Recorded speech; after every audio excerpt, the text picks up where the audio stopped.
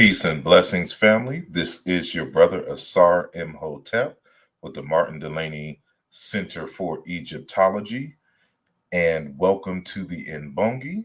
Today is an open forum discussion where we are asking the question: Are African people ready for success? What is life going to be like after we achieve our goals? Again, this is a community forum, so you can join the panel and have a discussion. And we will do that in just a moment when we return.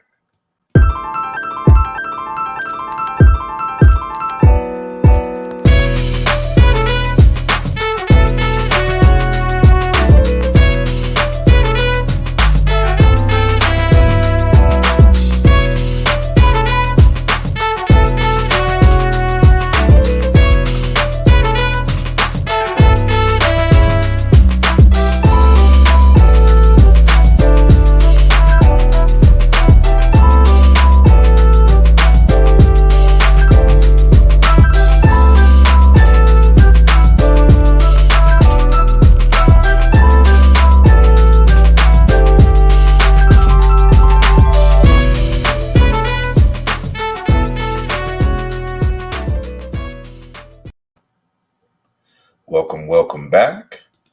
Today is Thursday, March the 17th, 2022. And again, we're going to be asking the question: Are African people ready for success? And this is a pretty deep question. And we're going to spend about an hour, bouncing ideas off of each other. But beforehand, I want to thank each and every one of you who are listening live or watching live. And of course, those of you who are catching the archives. And especially those of you who are continued supporters of the channel and those who have made their presence known in the chat rooms. And so, want to give a shout out to Sister Tamika One. Always a pleasure to have you in the chat room supporting the channel. And our good brother Robert Rand, thank you. Peace and blessings for joining us. And Donnie Williams in the building, thank you for joining us. We have OG Gorilla in the building. Peace and blessings to you, Sister Sylvia. Stewart is in the house. Thank you for joining. And we have Teti Ursa Ma'at Ra. Seneferu has joined the conversation, so I appreciate you and everyone else who is listening who just hasn't made themselves known. And today we are streaming on 3 platforms. We are streaming, of course, on YouTube, on Facebook, on the asarimhotep public page, as well as on Twitter. So, want to shout out each and every one of you who are listening live on Twitter. And, please leave a comment. If you do comment, I won't be able to see it back here, but I'll definitely respond later. Or you could just hop on over to YouTube and check us out. And so this is an open forum discussion. So I have placed the link in the chat, and I will do it again. And I see we have one person backstage, and so we'll bring him on just a little later. And I want to shout out to D Neezy One. Thank you for joining us, and peace and blessings to you as well. And so beforehand, just want to have a few announcements. So as you all know, on Saturday, April the 30th and Sunday, May the 1st, the Hoppy Film Crew will be in Detroit, Michigan, and putting on the One Africa Power in Unity Conference. And for those of you who don't know, this conference was originally scheduled to be in February, at the tail end of the Hoppy tour that we were doing. But due to some circumstances beyond our control, we had to reschedule. And now it has been rescheduled and relocated. And so it will be in Detroit, Michigan at the Doubletree Hotel, located at 525 West Lafayette Boulevard. And we have a crew of dynamic speakers who are going to be presenting there, many of our legends. And I'm happy to be a part of this esteemed panel. So we have our good brother Jabari Osazi, we have Infodici Jehuti Mess, we have Sister Bayena Bello, Dr. Teofalo Benga, Dr. Chike Akua, Dr. Rosalind Jeffries, Dr. Leonard Jeffries, Professor Small, Professor Dr. Malefe Kitty Asante, and Dr. Milana Karanga. And so it is going to be a very, very dynamic and powerful conference. Um, the focus on all the things that unify Africa and the diaspora, and different steps that is being taken and that should be taken in order to advance the African world towards total liberation and sovereignty. And so, a few of us will be taking on the community, on the historic component, and others will be taking on the future component. And so, and then some will just be kind of a mix of both. And so you can get your tickets at hoppyfilm.com. This is the link right there, hoppyfilm.com.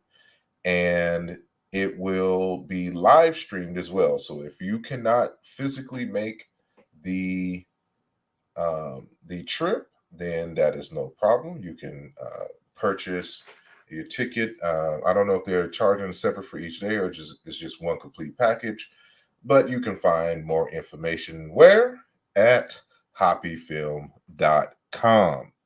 And so it is going to be very, very powerful. And I definitely look forward to seeing some of y'all out there and presenting the information which the spirit and the ancestors have bestowed upon me to share with the community, and to hear the dynamic speakers and presentations coming from our other esteemed guests.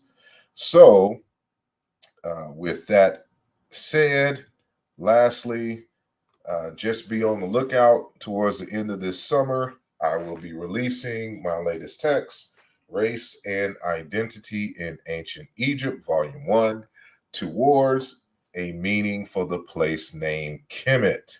And so y'all know that I've been engaged in this debate for quite a long time. And although I've written chapters and addressed certain things in other texts and articles and online discussions, this will be my complete analysis, and I will be taking a break from writing books for a while I continue in the computer science track. So this is part 1 of a 3-volume series. Part 2 will be an edited work, which will have contributions from other scholars, and part 3 will be a reference text with just primary documentation and in their original scripts and languages, as well as translations dealing with the race and identity of the ancient Egyptians. So it's going to be a very powerful text, and this will spark some conversations for some time to come. So I look forward to sharing that with you in the future.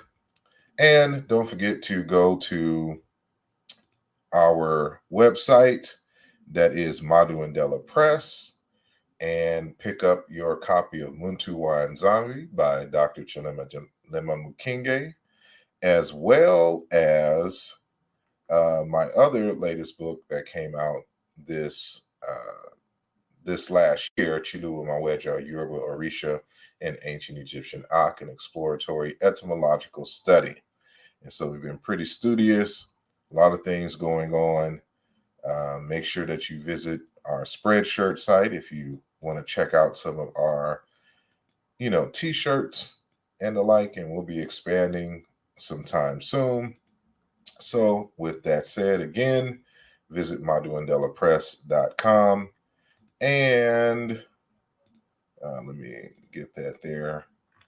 And lastly, I always say, and lastly again, make sure that you check out and support. You see, I have a lot of things that's on my mind, and I would like to let them out. Look, I see reality breaking down all my fantasies. It would be nice if I at least had one fantasy. That neutrality about to take a terabyte from the American apple pie, better get a slice. It's kinda scary the way that this life is moving on. Marvin's doing backflips inside his grave, what's going on? We have head-on collisions, not seeing another's vision. Maybe that's the reason why some colors fit the description. A lot of relationships need life rafts, sinking ships. I guess you just can't have only one like potato chips. I would love for you to listen with an open heart, but would you really even hear me if it's torn apart? I don't do the things that I used to. I'll be fine even if I lose you, okay? Okay. That is right. We're still doing the fundraiser for the upcoming film, Chin Into, where we'll be doing the comparisons between ancient Kemet and modern African cultures, languages, spirituality, and psychology.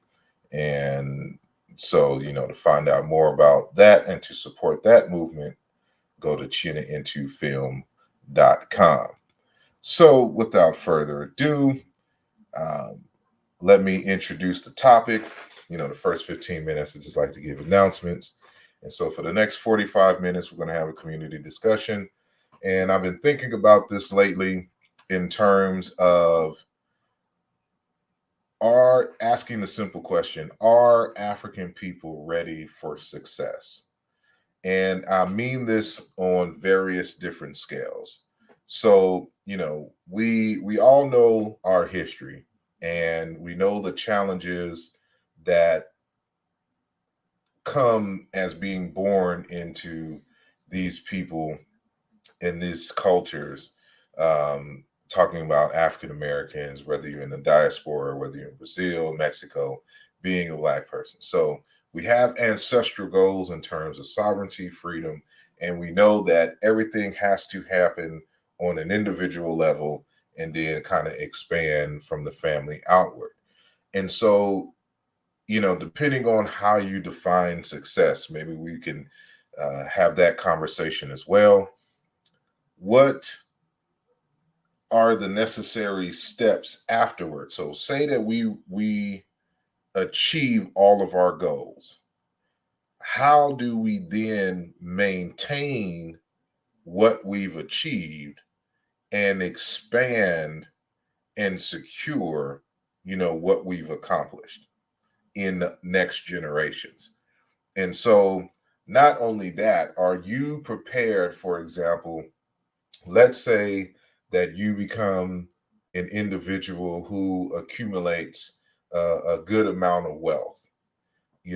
Are you prepared for handling wealth in terms of taxes, in terms of relationships, in terms of, raising your children? So some of us, like myself, of course, did not come from a wealthy family. And, so you go through life struggles, you get, a certain amount of education, you go into a particular career field, and ideally you step up a level beyond what your parents have. And so that when you have children, you do not have to they do not have to go necessarily through the same types of struggles. They are put in a position where they can focus on, learning more about themselves, learning, getting a good education, and possibly investing in things of that nature. So they don't necessarily have to worry about survival and the next meal and the place to stay in. or whatnot. But what type of people does that comfort breed? And will your work be compromised in the next generations? How do we ensure that the successes that we have don't dwindle in the next subsequent generations? And I'll say more about that in a minute. And so just want to remind people that this is an open discussion. And so let me pause that real quick, and let me make sure that I pin the link. So the link should be pinned for those of you who are on YouTube, and so we should be straight there. And shout out to Jeton B. Zane Montego is in the building. Boom has made some noise in this mug. Appreciate you for coming through. Fire Knowledge Decoded, thank you. And big ups to Fitz1 and Jehuti Ra Netter. Thank you all for joining the conversation. So let me do that. I want to bring in someone who has come on the panel. And Brother Lionel, peace and blessings. How are you? What's up, brother? How you doing? I'm doing well. I'm doing well. And yourself?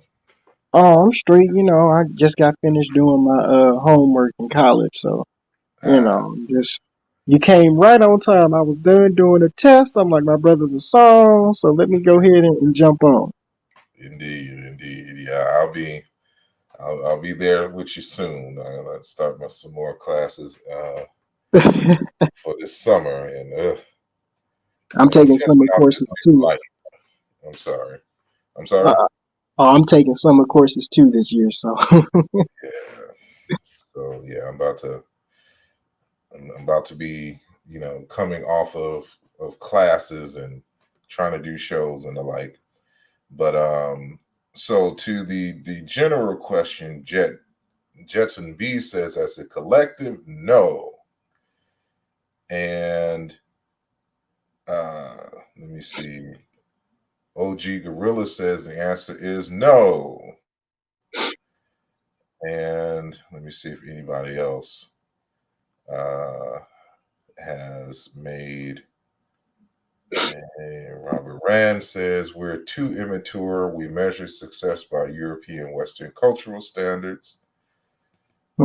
And so his previous answer was the answer is no, absolutely not ready. And let me see if anybody else has answered. And Sister Mika says, I know I am ready to be successful. Wake up, ready. So she says she's born ready. She wakes up ready. She woke up like this. And so yeah. So now what is your answer to the general question?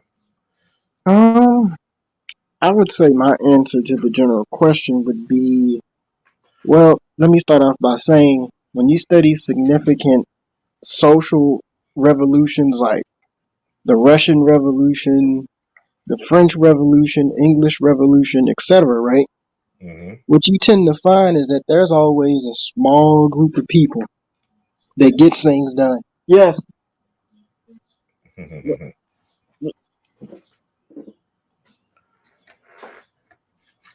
Hold on for a second. No problem. So he said there's a small group of people that always get things done, and that I tend to agree.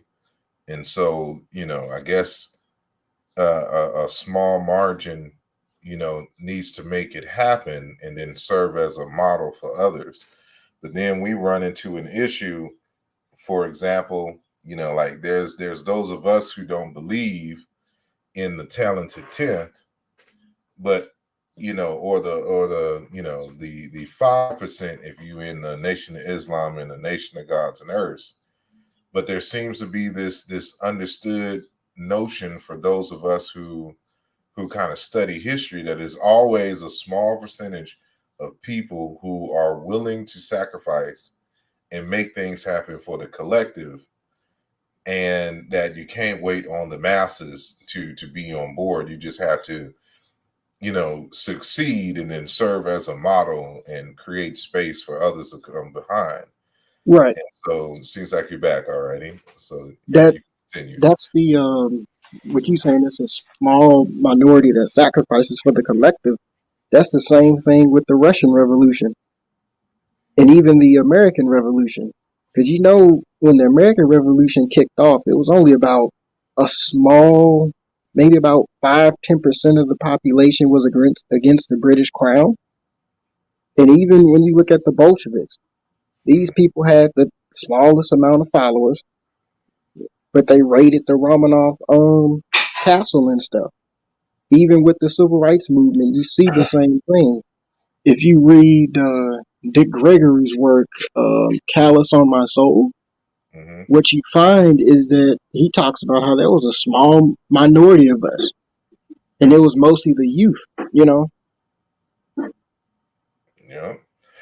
So the fundamental question now being, again, so let's say, all right, let me preface with this conversation, right? So a lot of this stems from some conversations that I've been seeing on the net regarding women submitting to their men, right? And so you see in the in the manosphere these conversations where some dudes are saying that women don't submit anymore, and then there's women saying that they don't have to submit, or there's other women saying that they um will submit, but of course to the right man, and yada yada. It's the conversation is very nuanced and all over the place. And so in that process, and I'm going to do a separate show dedicated to the whole submission conversation. And I made a few statements before, but this I want to kind of organize. I want to have organized with a few slides. And so the plan is to have as part of our general culture and default that the men, when we are dealing with women and we find a woman that we believe is someone worthy of marriage, right, that they check for the most part all the qualities that we're looking for, that we have this 4 generational plan, starting from us 4 generations down, right? So our children, our children's children, and our children's children's children, like to have a 4 generational plan. And as part of the culture, the expectation is that women should, when if this becomes a popular thing, women should expect to see this. Because when you say submission literally means to submit to the mission. And the problem is that too many times, matter of fact, in a 90 percentile, people are asking for submission and having these conversations about submission, but don't have a mission. And it is my argument that the both people submit, but it's to the mission. But it is the guy's job to come up with the mission and to find a woman who has a similar vision and is willing to submit to the mission for the family and the generations that come and follow. So, with that being said, so if we have a 4 generational plan, a 4 generation plan, it starts with us, and we got to make sure that we set the foundation and the outline and the architecture for this plan, and it's supposed to cycle every 4 generations. So then the question is, okay, so we have the plan, and we become successful. We laid the foundation. How do we then ensure that the subsequent generations will continue the plan? Uh, I would say that we will have to start the next generation off very young. Mm-hmm. Like when they hit like when our children hit like 12 or 13, we gotta make them read the Miseducation of the Negro, and then the Souls of Black Folk, and then the Wretched of the Earth, and then toward the African Revolution, and then we produce theoreticians, and then they produce. We gotta start people off small. We can't just overwhelm them with things. Indeed. And so, but when it comes to your family, you would have a little bit more influence and sway on your family than you would necessarily the masses. And so this 4 generational plan is something that I'm looking towards also putting a plan for the people, because oftentimes we don't have tangible goals for the people at large, outside of our individual self. And so, part of that question and that I've been thinking about is like, okay, so, and this is what I was going to get on earlier. I was having a conversation with a young man who is of Mexican descent, or he's a Mexican, right? Right. And but he is a first generation Mexican, here in the States. So his parents is from Mexico. And so they came here, and they worked hard, and they got to a point where they started a restaurant, and the restaurant is doing very, very well, right? But he does not see himself wanting to work at the restaurant. He doesn't necessarily see it as a generational wealth vehicle. Like he has his own, he wants to pursue some arts and things of that nature. See, And that's selfish.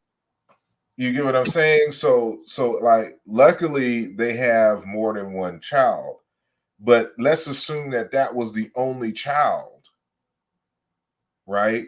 And you and your spouse has worked this hard to create this vehicle for the family, but then the children, or doesn't want to deal with restaurant, they want to pursue some other things, right? So this is why I'm in the process of thinking about this. I'm like, we're going to have at minimum 3 children. Like we got a plan for this. Like if we're going to get married, we're going to have to get married at an age where we still have the energy. A woman is fertile and all this other kind of stuff. And the goal is to have at minimum 3 children, because if you're building something for the family, you don't know who you're getting, as far as the universe is concerned, in our children. So we don't know who we're getting and what their desires are. Some may, you gotta plan for accidental deaths. You gotta plan for, because we're talking about this being generational. So what if you have a child that doesn't want to have children, or is homosexual and doesn't want to have children, or can't have children because of the lifestyle that they've chosen? Like do we have contingencies for that? Like, so this prompts the question, are we prepared for success?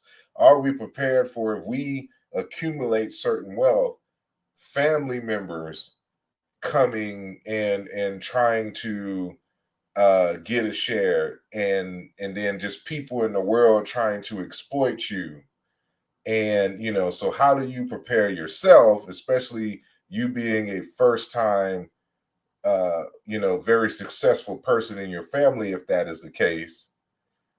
How do you prepare yourself for that? Because no one was there to help raise you to be like, this is what you look out for. You can't help everybody, and da da da da da da da da. You know, so these are the kind of thoughts that I'm having, and wanted to get feedback from the community. And Are what is your take? are you familiar with how modern Japan had started? Uh-uh. It was very similar to how Mao Zedong had kind of set up, like China after the Cultural Revolution, Mm-hmm. when there was a man by the name of Baron Tanaka in Japan, and what he did was he literally had all the next generation college students like get in a line, right? Mm-hmm. And guess what he was saying to each of those students? He was saying oceanography for you, airplane design for you, Mm-hmm. Yeah. mathematics design for you, and you all better get it. And he shipped them all over the world to learn each of those things. And now we get most of our stuff from Japan. So I think we got to kind of do that with the next generation too. But the problem is, if you live in the United States, where people have the freedom to choose and be what they want to be. If you are in a dictatorship and you see the bigger picture for the people, you may have to strong arm the people, but it's going to be kind of hard for you to strong arm the people in your family to go in a particular direction. And so, like, I was just on the phone with our good brother Ben in talking about this before the show. And so then there it comes to the situation of like education. Like, where do you put your children? Because if you raise your children African centered, but then you send them to school in a place that is not African centered, you know for a fact that regardless of how much your children respect you and things, the pull from the outside world is going to be greater. Yep. And so, uh, this is where they can be indoctrinated with, some other ideologies, and they'll be like, all lives matter, and be like, we don't need to have something for ourselves. Like, how do you keep that value system embedded in the generations to come?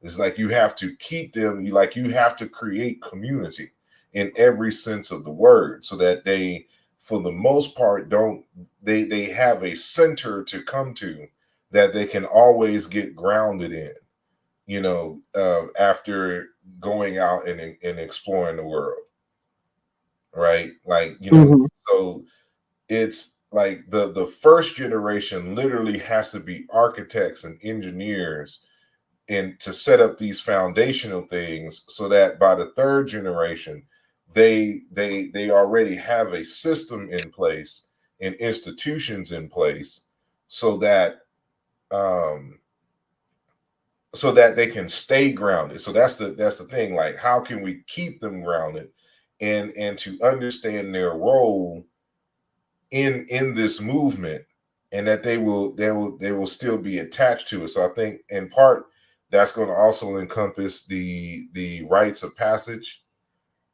uh, you know, programs or whatnot, so that they be initiated into the culture. Like, there's just so much I think about that needs to be done or can be done. Um, And this is what makes us very important because we're theoreticians. Like, we're writers.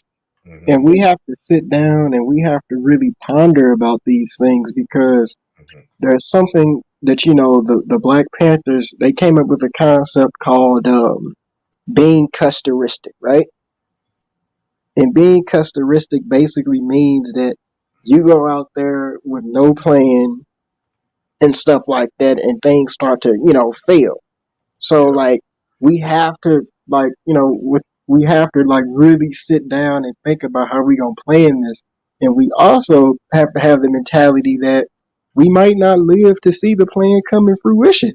Exactly. What you might write 200, what you might write now might be used as a banner, a beacon of hope for a bunch of African children in Liberia somewhere 300 years later, and they implement your blueprint. You know what I'm saying? Indeed. Yeah, that's the thing. And so I remember, for example, one of my teachers, Dr. James L. Conyers, who passed in Is he 20. the dude that wrote the John Henry Clark book? Yeah. I got it. Hmm. Yeah. That's him. So he's a teacher at the University of Houston. And I got this blinking light. So if I'm green one moment and red another, that's why. But anyway, the I remember I was sitting in his office one time, and he was talking about getting involved in this work, and how as an Africologist, you are mandated to be a scholar activist. Like you're never just doing scholarship for scholarship's sake. Like everything that we do is for implementation in the lives of African people. Right. And so he was in that same conversation. He was like, to do this work, there's going to be a lot of challenges. So you just got to understand these two things. If you understand these two things, you'll be able to make it. He said, first, you got to love Black people. Without love for Black people, you won't do right by Black people, right? And then the second thing is, he said, is that you have to persevere when nobody tells you thank you. Mm. And that has stuck with me, of course, even to this present day, because I see I'm considered, I'll be 43 this year. And Word. but some people consider, of course, to my elders, I'm still young, right? And so, but even in the limited time, in this 20-year time span that I've been, kind of involved in this, uh, as an adult, right? the I've seen so many people, quit and fall and complain because things aren't going their way, or they expect to be acknowledged, for the work that they're doing right now. And I find that to be problematic, for the simple fact that, in my opinion, you can't judge the quality of your work until you die, which means, unfortunately, you can't judge your work. That's for the Mm. people to judge in terms of them evaluating your life, right? And so, you again, you should persevere even when no one tells you thank you, because ultimately, it goes back to the submission thing. It's not about you and your ego. It's about the mission. You got to complete the mission, regardless if you get praise for it or not. And so many people are disheartened by the quote unquote movement, because they feel that people aren't acknowledging them in a way that they think that they should be acknowledged. And so, this causes a problem, and that's, a conversation in a different direction. But in many ways, is even related to this. It's like, are you prepared for success? You, Because I'm sorry, go ahead. you know, it's even another problem. Another problem is even when you hear people on the internet, because I hear this a lot too. You hear people on the internet say stuff like, "Well, brother Lionel, so you shouldn't want to be an activist because when you look at people like John Henry Clark and Dr. Ben Yakinen and C.L.R. James and Walter Rodney, all of these people died broke. A lot of these Black Power people died broke. Well. I'm like, oh my God, are y'all Negroes ignorant? Like, Exactly. But even still, like at this point, there should be some lessons learned. So okay, so John Henry Clark, Dr. Ben, and all them, again, they put in their personal money to purchase books. Of course, they had to read their family. Dr. Ben was getting fired at all places because of the kind of trouble he was starting. So, but they put their life and things on the line for the people. And so we understand that, the martyrs, that can no longer be the case. So it's you can just work differently. And right. so, we can like I'm looking at I was looking at some old posts on Facebook, and I forgot what the nature of the post was, but I remember thinking that the African centered community lacks, and it's not that they lack, but fundamentally they lack talent and the gift for business. And I'm not saying that as an absolute. What I mean is when we think about like all the people who got money, like serious money in our community, they're all for the most part people who are not African centered.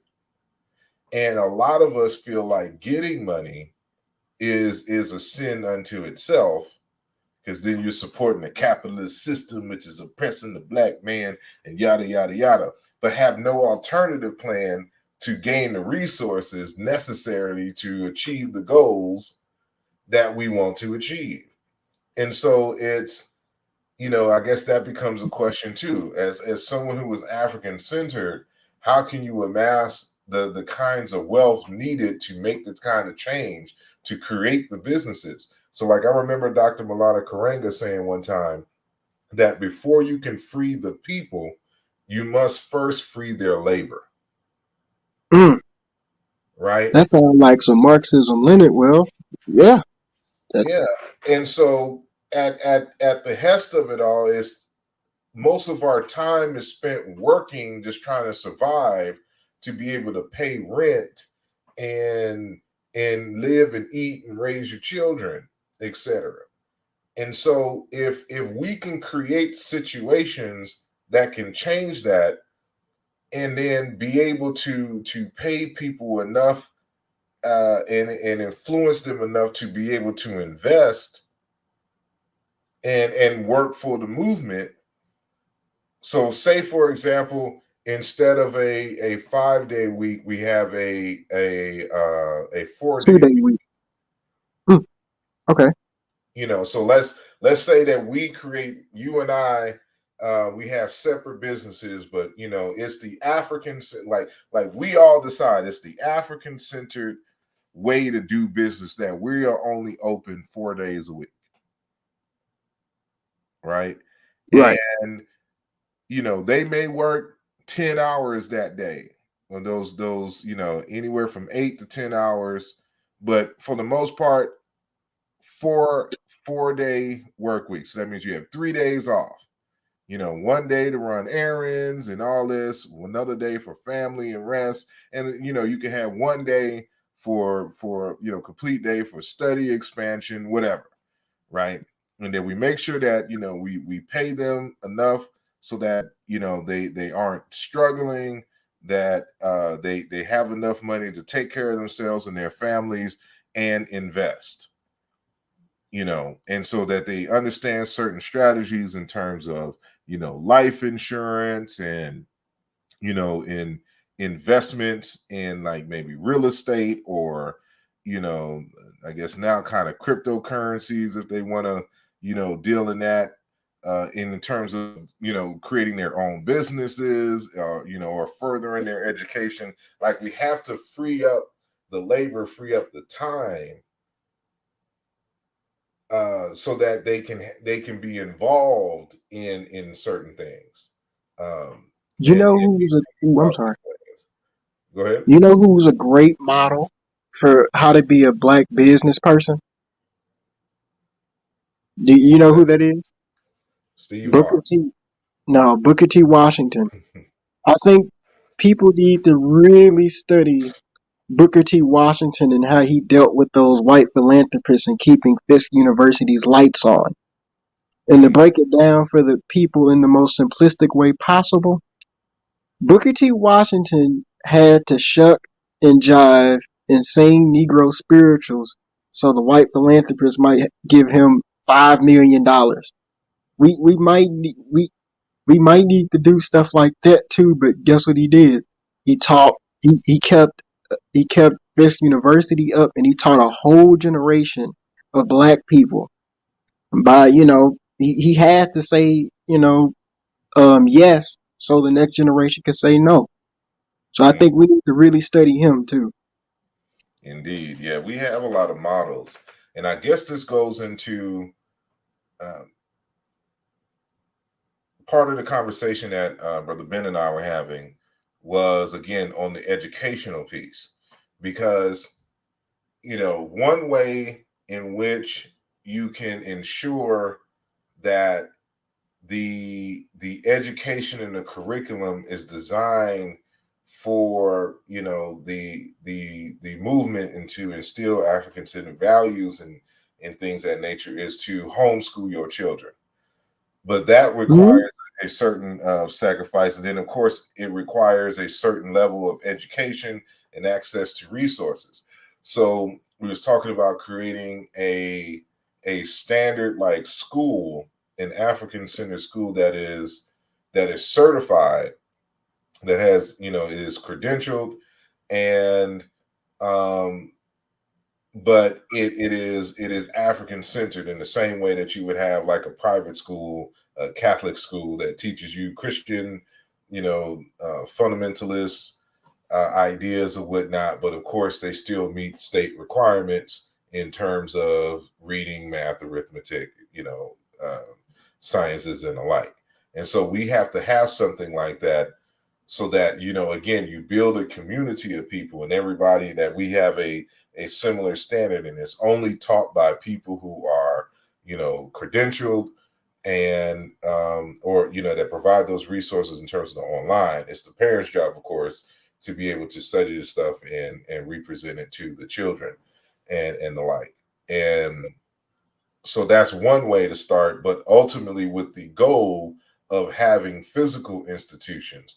But you have to have enough successful, like-minded people that have enough disposable income that they can pay for like an independent school, like if you was to do a private school, like when people with money get money, they send their children to private school.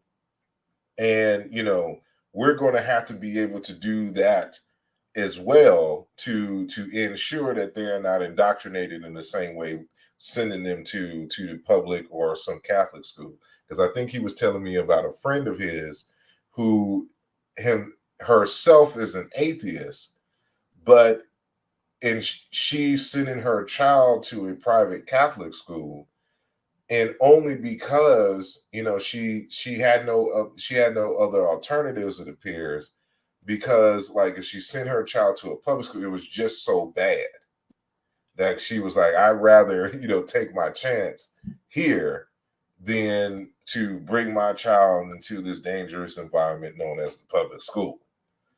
And we should have institutions in place that are safe havens, um, but that is fully funded and supported by the people as well. So we got to be able to make our people wealthy in order for them to be able to support such projects.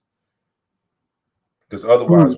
we would have to do the alternative, and that's all moving to create a town, and to where you can collect taxes and then the public education system there is more geared towards the community in which the institution lives. Yeah, because money, we always got to study the means of production. Follow the money. Because like money, as what you said a couple seconds ago about the intellectual masturbators who would say something like, "Oh yeah, we gotta, we can't be capitalist because whoop de woo, but we gotta study the objective conditions over here. We need money, you know, and it, it's it's really hard to see how we gonna implement that though. Like we gotta produce some black businesswoman or man. You know what I'm saying? That's gonna say I'm gonna give money to all these HBCUs. I think that would be a good goal. Is to really put HBCUs on top. You know. See, and that's just the thing, HBCUs doesn't necessarily mean black institution. It's just that historically we've been there, but these aren't institutions that are created by black people. Most of them don't even have African studies departments. See, African American I go studies. to one. I go to a HBCU and well I'll tell you on Facebook, but you right on that one too. Yeah. But I think that might be the best way of action because like people around my age, especially people who go to HBCU like me, we always tell people, don't go to those PWIs, man. Don't go to PWIs. Go to a black institution where people look like you and your self esteem level will be brought up. We gotta start off small with what we got. We got Indeed, indeed. And just want to remind everyone that this is an open discussion. And so the link is pinned to the top. If you want to comment, you can click the link and give us your opinion. So we'll be on probably like another 10 to 15 minutes. And, and with that said, I want everyone and their mama to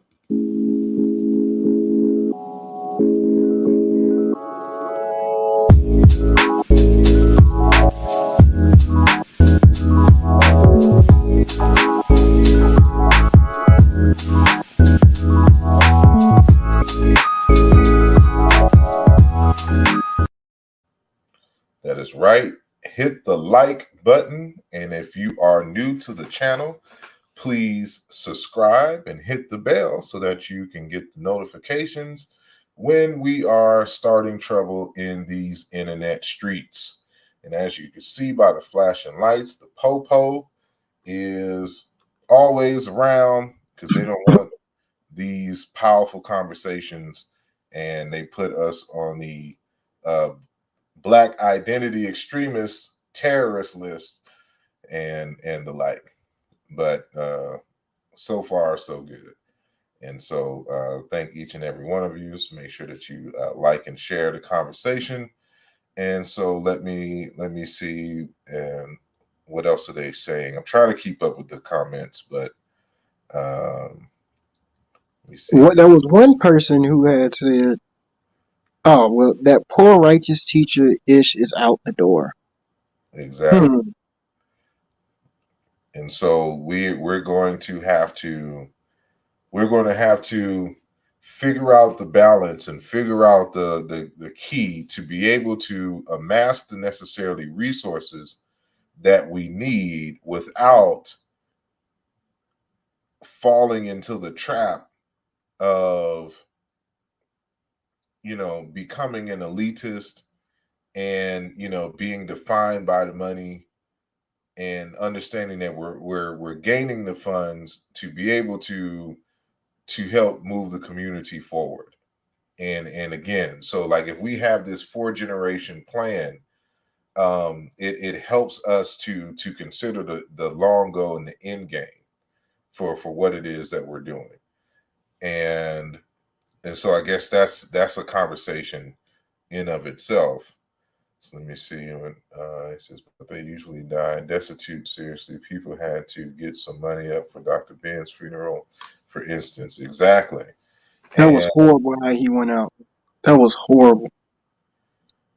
so yeah, so that, I might have to bring brother Yara Anab on, who, even though he's with the University of Kemet Press and the like, he also does insurance and the importance of life insurance, right? And to be able to cover those funerary costs.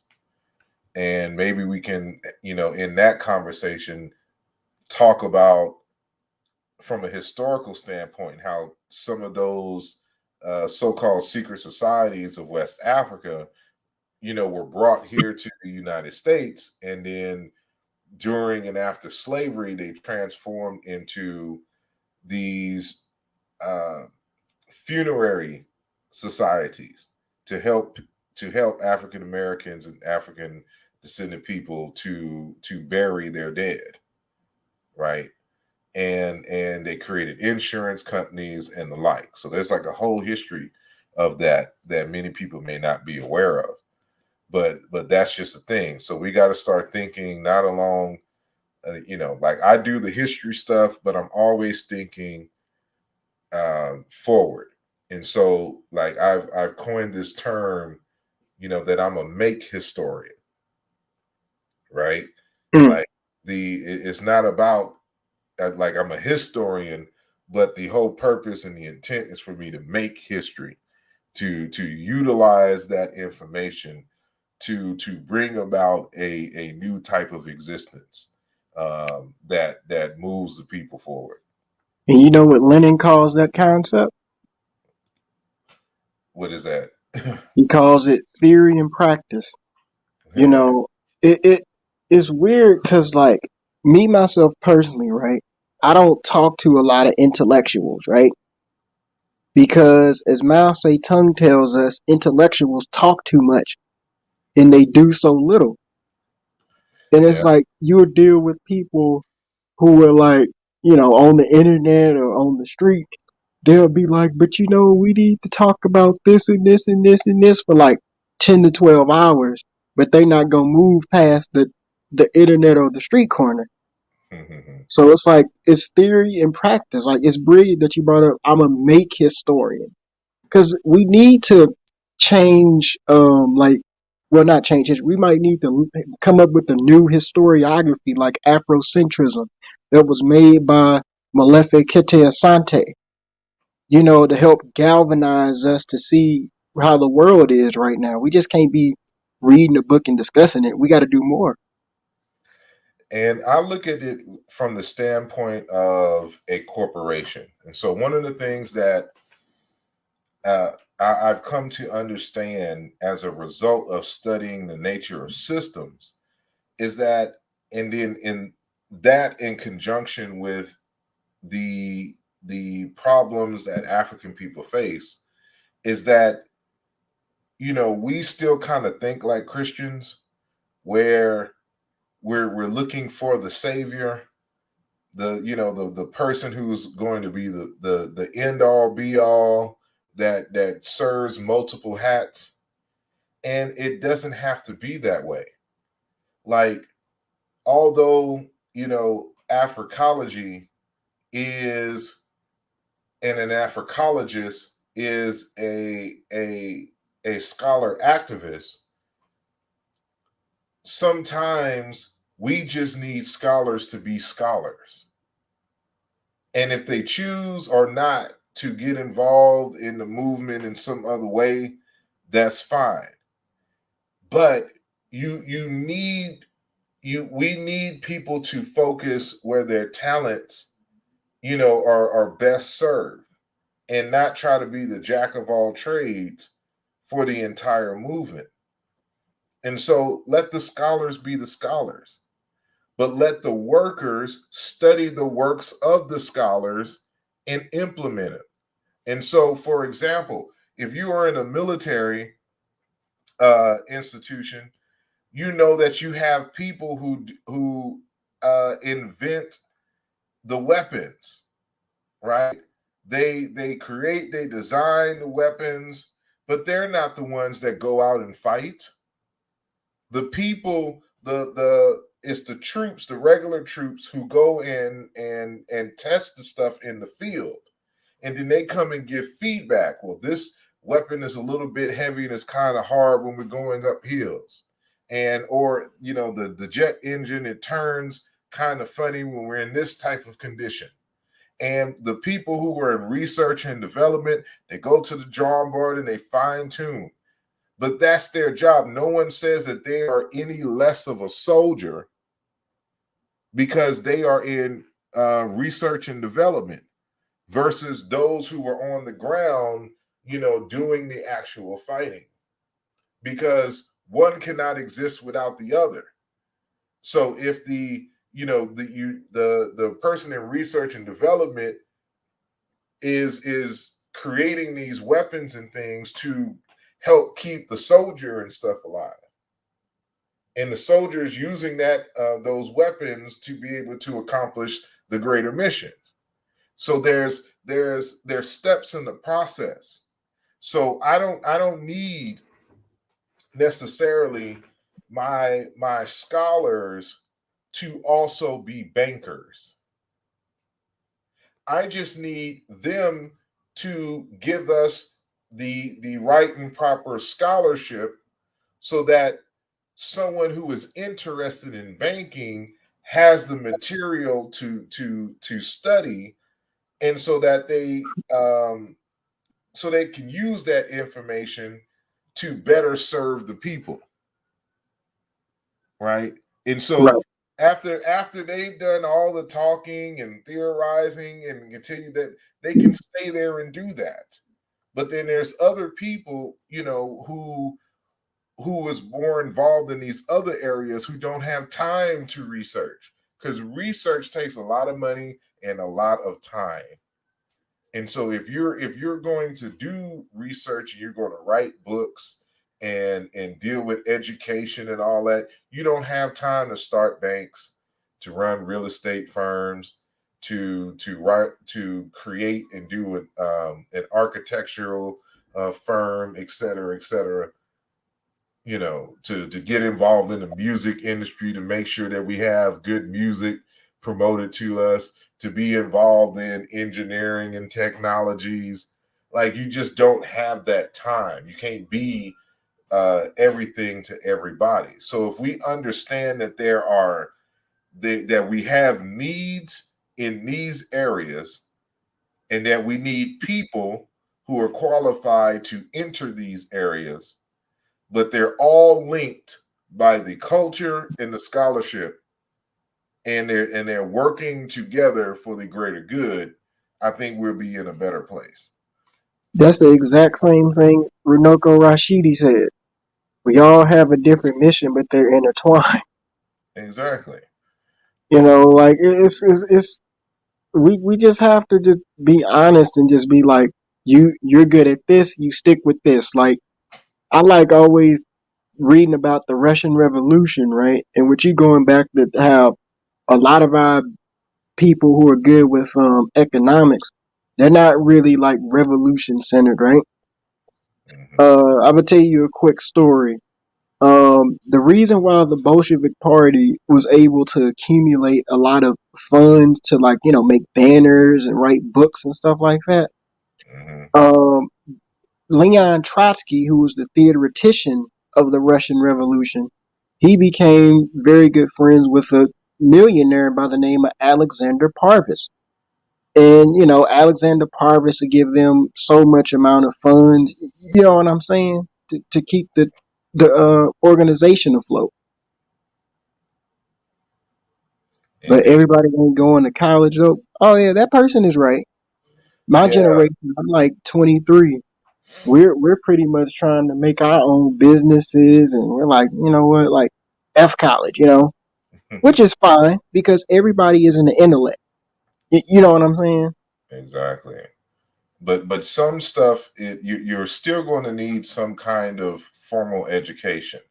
in the sense that, the advantage of formal education is that you are able to take advantage of the accumulated wisdom in any given field versus trying to learn on your own and then waste your time on certain mistakes. Mm. So that's the one of the benefits. But depending on what your interests are, some things you're just going to have to, because it's a profession that you're entering and you'll need licensing. So if you're going to be a Right. nurse, if you're going to be, a doctor, if you're going to be a teacher, you're going to have to you're going to be a lawyer, because you are being entrusted with the welfare of the public. That's different from just running a regular business. You're dealing with people's health and safety, and of course their livelihood in terms of dealing with law and the like, and their freedom. So when you have stuff like that, you want to make sure that they understand the ins and out of the fields and what that means to be a part of such a movement. Right. I have. Ooh, what about the dude on the corner? We keep forgetting about them, the masses. Let me answer this real quick. Go ahead. See, this is the thing about the as I like to call the Black Panthers would like to call the lumpen proletariat, right? These are Okay. just the average black folk on the street. What we need to understand is revolutionaries, or at least people who want to help African people out all over the world, or rather in their neighborhood. We need to understand. We need to make our stuff applicable, well, understandable to where the intellectual on the street, I mean, the intellectual in the Eiffel Tower can understand, as well as the average black person on the corner. Because in the final analysis, um, Sergei Nechayev, who wrote a massive pamphlet called Catechism of a Revolutionary, he says that the people who are poor and who have nothing to lose, they're going to be they're going to be the people on the front lines. Basically, they're our audience, because they're going to be the ones that's going to do more than the W.E.B. Du Bois of the world. So we have to make our information digestible and easy for them to understand it. Indeed, and I will say this as far as that is concerned. The masses, you can't wait for the masses. It's not about getting the masses on board. It's not that you leave them. It's just that you have to have something in place for them to get involved in, because the masses is just trying to survive. And they're going to go in a direction where their needs can be met. Food, clothing, and shelter. That's the basis. And so Right. at the end of the day, no matter what you're doing, how does it link to food, the establishment of food, clothing, shelter, and good human relations? If you can't deal with that, the masses ain't going to deal with you. And for those of us who are on this channel, for example, or in the different circles that we're in, we think a little bit more deeply than the average person on and so a lot of the kinds of questions we ask and thoughts that we are engaged in, the masses may not be on that level. Not saying that they're not capable, they're just not thinking that way. And this becomes evident when we look at what the masses supports versus what is out there and available. So when we see that all the Tyler Perry films make so much money, but African centered films can't raise money, that's because the masses think and operate in a different way than the people who think like us. So what we have to do is that we have to create the very institutions and things and have that ready for them. If you build it, they will come. Build it first and then say, hey, masses, we have this over here. This is what we're doing. This is how This can help. This is how you can feed your family. And then once you can provide jobs and they can feed their family and pay rent, then their eyes are open. We need to learn from the missionaries. Of course, the missionaries and their people cause the trouble and they try to come in as saviors, but how they do it is they come in bringing food, they come in bringing clothes, they come in bringing medicine, and then right behind all of that, they come in with their Bible. And So then our army. we need to come in with food, we need to come in with clothing, we need to come in with medicine, and then we come in with Amos Wilson's blueprint for Black Power.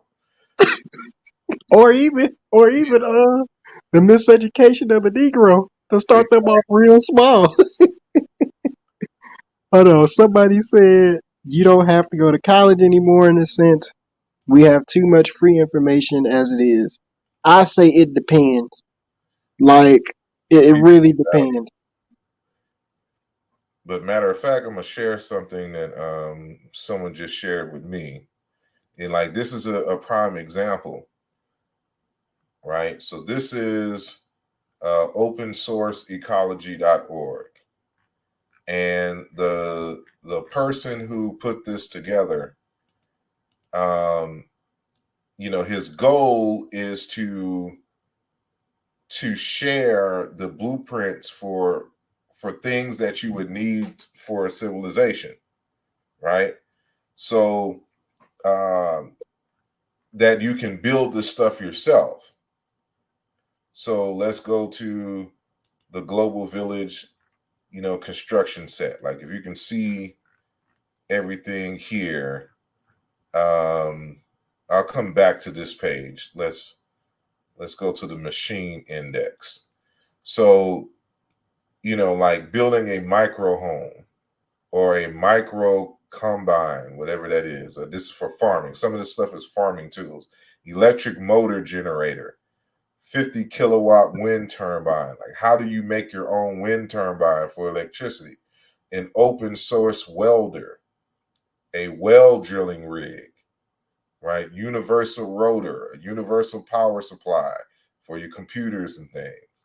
A heat exchange, how to make it. This is an open source truck. If you want to know how to make a truck, like this is the kind of stuff that we need to be thinking about so we can take advantage and even build and create our own open source things, so it makes it easier for us to create these things. So a press forge, plasma cutter, a nickel iron battery. How do you make your own nickel iron battery? Like this is an example of what he's talking about is in terms of being able to learn information freely. Open source automobile. You want to make your own automobile. This stuff is going to cost money, but it's going to be cheaper for you to build it than for you to purchase it somewhere, right? So that's when we go back to this page and we look at, for example, a 3D printer. So, the prototypes of materials and labor is $1,765.20. The prototype materials only will just be $1,000. But, a retail price for such a machine is $4,449. Average savings $2,683.80. Right? And so when you're looking at this, so when it comes to building, so what would you be learning in the process? Math, engineering, even with the business protocols, because you'll be using this, how to make a bakery oven. You can make your own bakery oven. Like, do we even think on this level to be making our own things? Like, this is the next level. All of this stuff is part of the plan. So if we get some land and you are in need to like if you have a garden or a farm or whatnot, you can build your own tractor. Again, your own truck and car. Like, this stuff goes a long way. in terms of learning. Like this stuff here can be part of the curriculum for the school that we create, for the homeschool. And you'll be leaps and bounds ahead of students who are just learning theory in school. So this is the kind of stuff these are the kinds of conversations that we need to have. Right? That's a brilliant website. Yeah. So let me stop sharing. Oops. Remove that. This is when I see how Caucasian Americans are towards their Ukrainian brothers and sisters. I feel ashamed of our people. I mean, why can't we be like this? Well, they have the means to support them. So, like the United States bombed like Somalia and stuff recently. Do African Americans have the military and the strength to cause change? This is what we're working towards. Right? Listen, that's an industry we should be thriving in. Task groups, tactical units, exactly. Specialization. Philighton says, read the article, The Weird People. It's on how the church systematically deconstructed tribalism among their own culture by making key things illegal that made tribalism work. Indeed. So it says crypto plus e-commerce stocks is where it's at. Indeed. He says, what's my take on reparations? I believe it's old, but knowing white people, they won't give it, and if they do, it won't be willingly. And so while we're still making the arguments, I believe there are some people we need to let them fight for reparations, and the rest of us, we need to be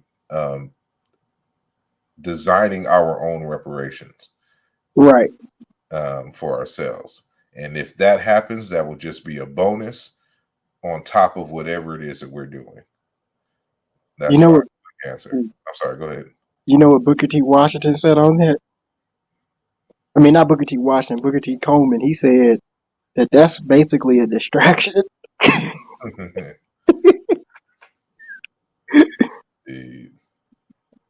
Can one be a Pan-Africanist and Muslim, Jew, or Christian?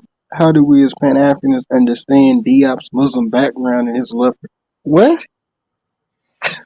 I mean, you can technically be a Pan-Africanist and all of those things. I personally think it is detrimental to have the Abrahamic faith as part of the African cultural milieu, because the core of those systems are anti-African.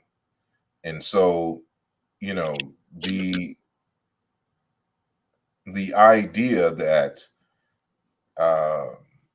you know, like, because you can't change the scriptures itself, and the scriptures itself consistently remind us that who you are as a people, the values that your ancestors are holding, the practices is seen as a threat to their system, and it is your duty as a Christian and as a Muslim to destroy those other systems by any means necessary. And it's because of those ideas, for example, with the Fulani jihads, that caused much of the problem and the destabilization of Africa as we know it. So, in my personal opinion, as an African, no, you can't be, because they're always looking for some way to proselytize and change the objectives and movement to make it fit in the line with something Christian or Muslim. And you see, even now, like back in the day when I was a Hebrew Israelite, they had nothing to do with Africa. You know, Africa was a place that they stopped through and was kidnapped and brought here to the Americas, and became the 12 tribes and all that, blah, blah, blah. Now you see them now all up in Africa. We the Igbos, we the, you know, the Ghanaians and all this, but they can't be. They want to be the people, but don't want to be the people. You know what I'm saying? In terms of their indigenous ways of being and knowing and relating and the like. They're trying to change and force them to be something that they're not. And that is just inevitable when you include Islam, Christianity, or Judaism, into the mix. So that's just my opinion. Says money or calls you will come. I don't even know what you're trying to say there. He says, oh, many are called, few come indeed. Let me see. It's like, yep, it's a numbers game. He says, also, we need a global language for the diaspora and at home, namely Swahili or Amharic. We need to speak our tongues. I vote for Swahili. Keep Swahili. Learn Chinese, English, exactly. Trying to go through these quickly. And say, yep, design our own representations. That's facts. 920. Exactly. And the new rich are people who like to dress fancy and know by now. Yeah. We gotta be able to accumulate the wealth without the wealth altering our values and vision. And that's gonna be the hard part. But that is, I'm going to wrap up. I went a little bit over time, and I want to thank each and every one of you, for joining the conversation and supporting the channel. And, we'll have a few more of these open forums. Don't be afraid to join the panel and discussion. You don't have to, when we have these open forums like this, you don't have to show yourself on the screen. Just make sure that you have a good mic, that we can hear you, and a good connection. And so, next time, and then, we'll be having some interviews coming back soon. And so I just wanted to, have a brief conversation with the community, say, see what's on your mind. I'm sorry. Sorry, can you check your Facebook with your real name? Because I sent you my interview with Robin Walker and Dana Reynolds Barniche. Yeah, I got it. I haven't been able to check it just because of Oh, other work, and I'm cleaning and packing. Like, I don't know if you can see like the floor and anything behind me, but I'm getting ready to move back to Philly. So and then preparing for these trips and everything. So I just haven't had time to view, because I'm going to have to view the whole thing in one setting without doing anything. And so usually if okay. I catch a show, I'm just kind of passing by, because I can listen to it without. But that I want to. But I have gotten it, and I did hear some of it, so I kind of skipped around. But I'm gonna listen to the whole thing. Okay, that's what's up. Cause I worked really hard on that. I worked. Indeed, appreciate it. But yeah, for those of you who need to get in contact with me, these are my social media handles. And I want to thank Brother Lionel for joining the panel and being brave and giving us his thoughts and insights on this very important topic. And so until next time, y'all be safe and be easy. Peace.